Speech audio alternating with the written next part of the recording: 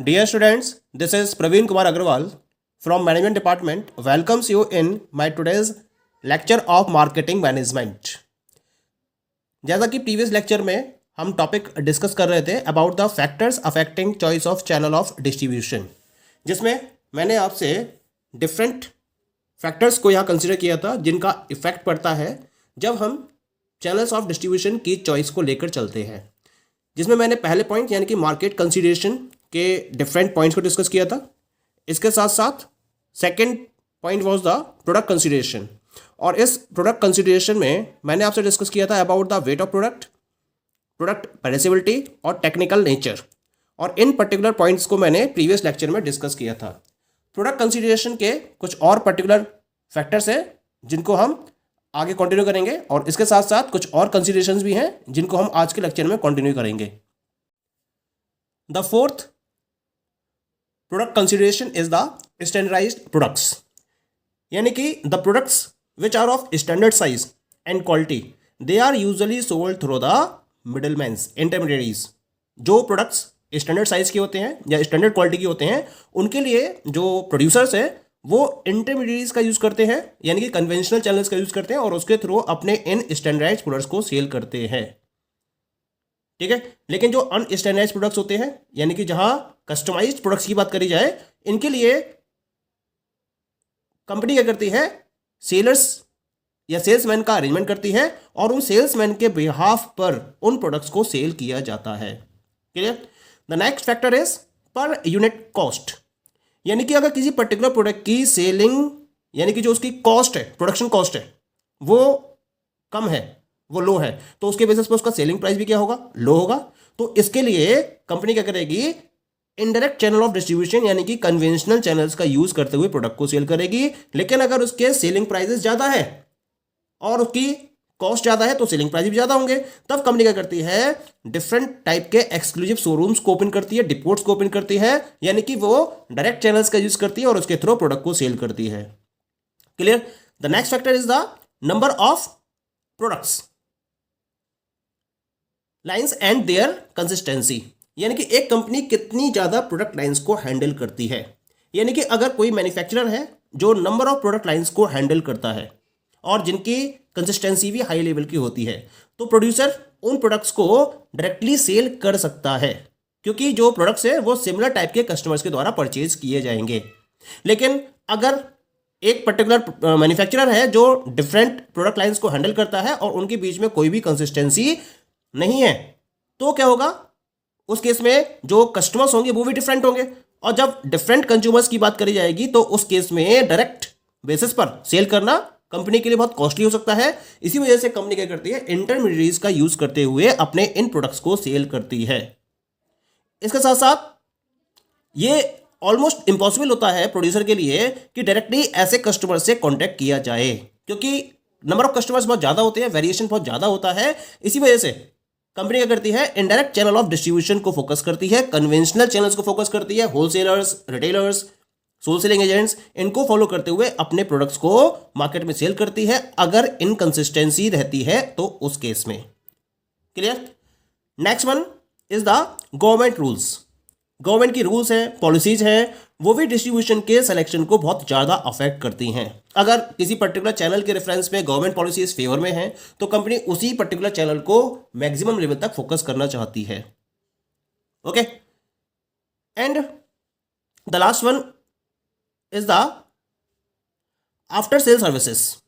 After sale services क्या है इनमें, कंपनी क्या होता है, आज की डेट में जो कस्टमर्स हैं वो एक्सपेक्ट करते हैं कि कंपनी उनको प्रोडक्ट के साथ साथ आफ्टर सेल सर्विसेज भी प्रोवाइड करे, क्योंकि आफ्टर सेल सर्विस प्रोवाइड करनी है तो डायरेक्टली कंपनी इसको फॉलो करने में लगभग ये कंपनी के लिए इम्पॉसिबल होता है। तो कंपनी क्या करती है, इसके लिए अपने प्रोडक्ट को होलसेलर्स या रिटेलर्स के थ्रू सेल करती है और फिर रिटेलर्स पॉइंट पर ही आफ्टर सेल सर्विसेज को पॉसिबल करती है।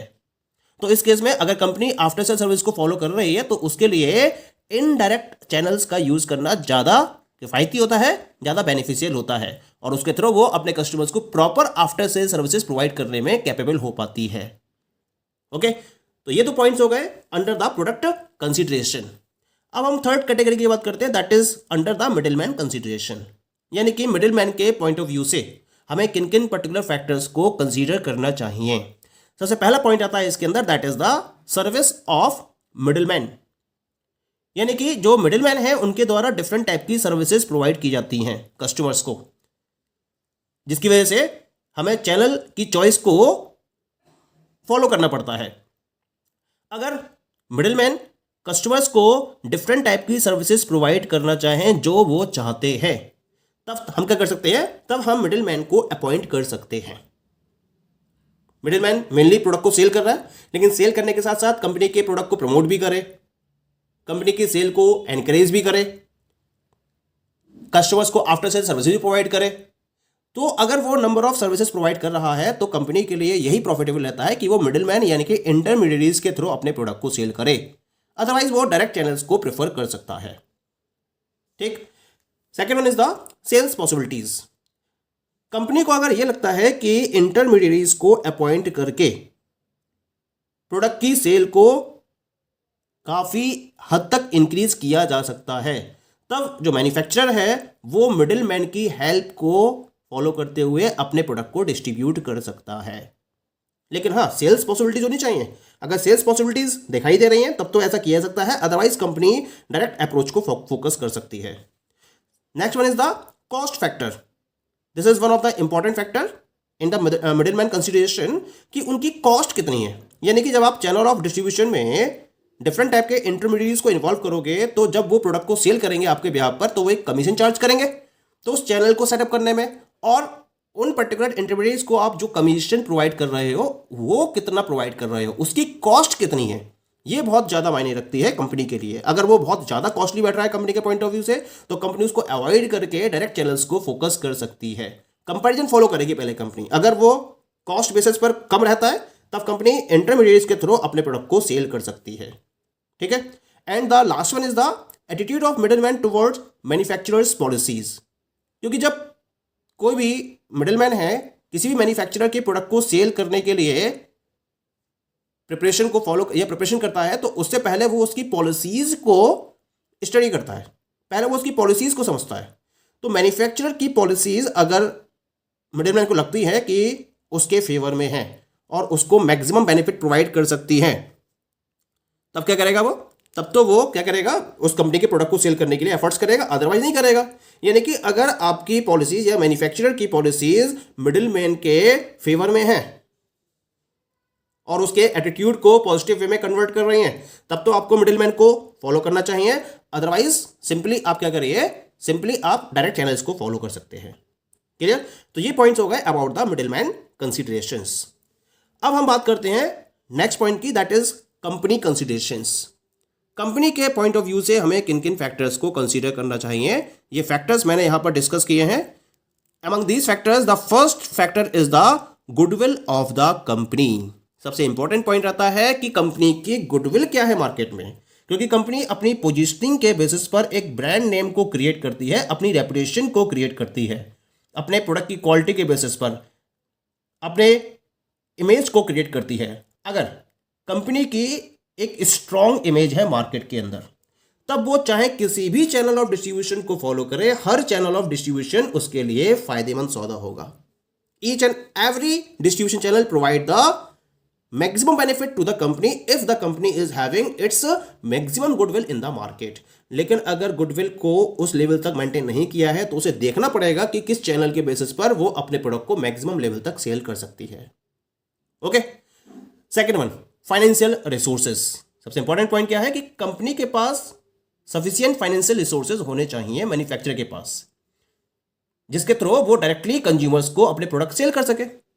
क्योंकि अगर डायरेक्टली कस्टमर्स को प्रोडक्ट सेल करने हैं तो उसके लिए बहुत ज़्यादा पैसा लगता है, बहुत ज़्यादा अमाउंट लगती है। क्योंकि कंपनी जगह जगह अपने एक्सक्लूसिव शोरूम्स या डिपोट को ओपन करेगी तो वहाँ उसको मैक्सिमम इन्वेस्टमेंट को फॉलो करना पड़ेगा। अगर कंपनी के पास लार्ज फाइनेंशियल रिसोर्सेज हैं तब तो वो डायरेक्ट चैनल के थ्रू कस्टमर्स को प्रोडक्ट अवेलेबल करा सकती है, अदरवाइज उसको इनडायरेक्ट चैनल्स पर डिपेंडेंट रहना ही होगा अगर उसके पास सफिशिएंट फाइनेंशियल रिसोर्सेज अवेलेबल नहीं है उस केस में। Clear. Next one is the marketing experience and ability of management. सबसे बड़ा पॉइंट आता है कि जो मैनेजमेंट डिस्ट्रीब्यूशन की एक्टिविटीज को हैंडल कर रहा है उसका एक्सपीरियंस लेवल क्या है और उसकी एबिलिटी क्या है। अगर हाईली एफिशिएंट मैनेजमेंट है और वो एक्सपर्टाइज नेचर रखता है इस केस में, तब प्रोडक्ट को डायरेक्टली कंज्यूमर्स तक डिस्ट्रीब्यूट करने का डिसीजन लिया जा सकता है। लेकिन अगर मार्केट एक्सपीरियंस नहीं है, मैनेजरल एबिलिटीज की कमी है मैन्युफैक्चरर के पास, तो वो क्या कर सकता है, वो इनडायरेक्ट चैनल्स के थ्रू प्रोडक्ट को सेल कर सकता है। Clear? Next point is the desire for control on channel distribution. आप चैनल ऑफ डिस्ट्रीब्यूशन पर किस वे में कंट्रोल करना चाहते हो, यानी कि अगर मैन्युफैक्चरर कंप्लीट कंट्रोल करना चाहता है डिस्ट्रीब्यूशन चैनल पर और उसकी मार्केटिंग एक्टिविटीज पर, तो भाई एक ही सॉल्यूशन है उसके पास कि वो डायरेक्टली कंज्यूमर्स को गुड्स सेल करे, क्योंकि इसी केस में वो चैनल्स ऑफ डिस्ट्रीब्यूशन पर फुल कंट्रोल रख सकता है। लेकिन अगर वो ऐसा कोई भी डिजायर उसके पास नहीं है कि वो फुल कंट्रोल रखना चाहता है, तो वो कन्वेंशनल चैनल्स या फिर इंडायरेक्ट चैनल्स के थ्रू प्रोडक्ट को सेल कर सकता है। Clear?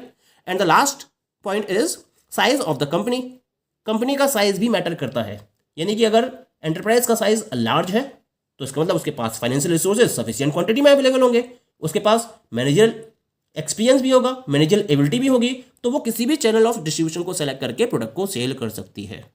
Okay, and the last one is the size of the company that has been discussed. तो इस तरह से इन पर्टिकुलर फैक्टर्स को फोकस किया सकता है under the company consideration. Now the next one, fifth one is the government rules and regulations या पॉलिसीज। जब मार्केट में डिस्ट्रीब्यूशन चैनल को फोकस किया जाता है तो ये देखा जाता है कि जो डिफरेंट चैनल्स अवेलेबल हैं डिस्ट्रीब्यूशन के पॉइंट ऑफ व्यू से, उनके रिगार्डिंग गवर्नमेंट की पॉलिसीज क्या हैं या क्या क्या रूल्स फ्रेम किए गए हैं उनके रिगार्डिंग। अगर पॉजिटिव रिस्पॉन्स मिलता है या पॉजिटिव रिजल्ट्स उनसे मिल रहे हैं कंपनी को, तो कंपनी उनको फोकस कर सकती है, अदरवाइज उनको रिजेक्ट करके वो दूसरे ऑप्शन पर विचार कर सकती है। Total dependence upon the government rules and regulations और policies. And the last one is the other factors. Other factors में जैसे financial resources, managerial ability, marketing experience, state of competition, policies of competitors, buying behaviour of the consumers, expectation of the society, इन सारे factors को हम other factors में consider करते हैं, जिनके बेसिस पर कोई भी पर्टिकुलर मैन्युफैक्चरर डिसाइड करता है कि वो किस चैनल ऑफ डिस्ट्रीब्यूशन को फोकस करते हुए अपने प्रोडक्ट को कंज्यूमर्स तक अवेलेबल कराएगा। Okay, thank you.